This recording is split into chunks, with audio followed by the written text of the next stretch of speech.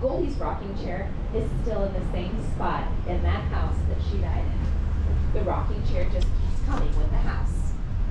So now the woman that owns it, her name is Stephanie. She does not live there because, well, everybody that's lived there has died there, and she's not quite ready to go. So maybe someday she'll live there just when she's ready. So what does she do with the house? So the house is open for paranormal investigations, and she is an investigator as well. So there's some people that stay the night there, and you can also do some day tours and stuff of it. It's an amazingly gorgeous home. The woodwork inside is just to die for. And Stephanie has done a great job of putting era pieces in it. See, one of the people that works in my office has been in there. Not go back. Oh. Yeah. So. Yeah, it's a creepy home.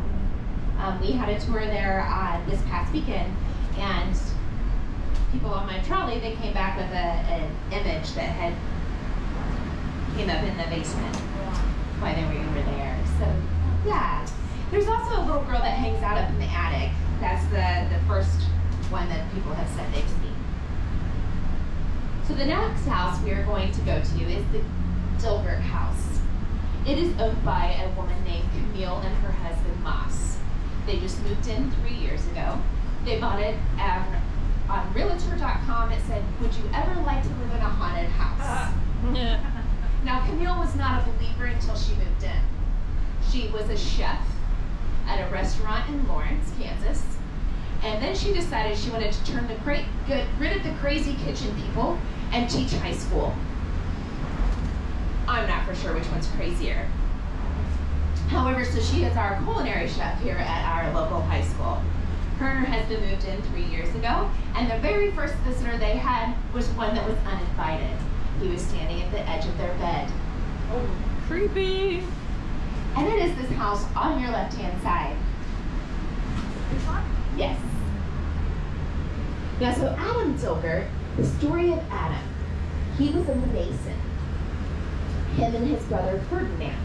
So Adam was also a drinker. But Adam was not a nice man. He was not a jolly drunk. He was a mean drunk.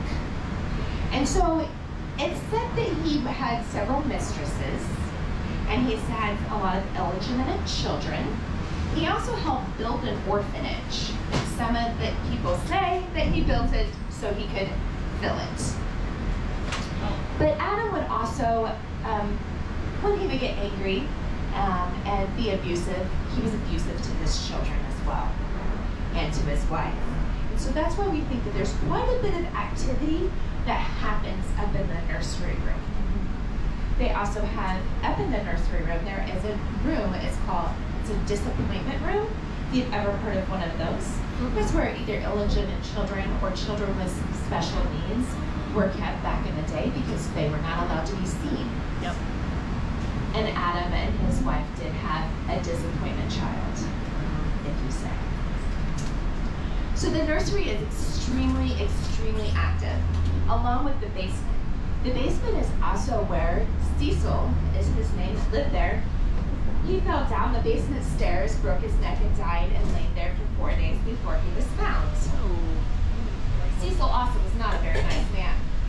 However, that house does have the mark of Cain, because Adam Dilbert beat his brother Ferdinand to death with his bare hands. So there's a lot of history and mystery that goes into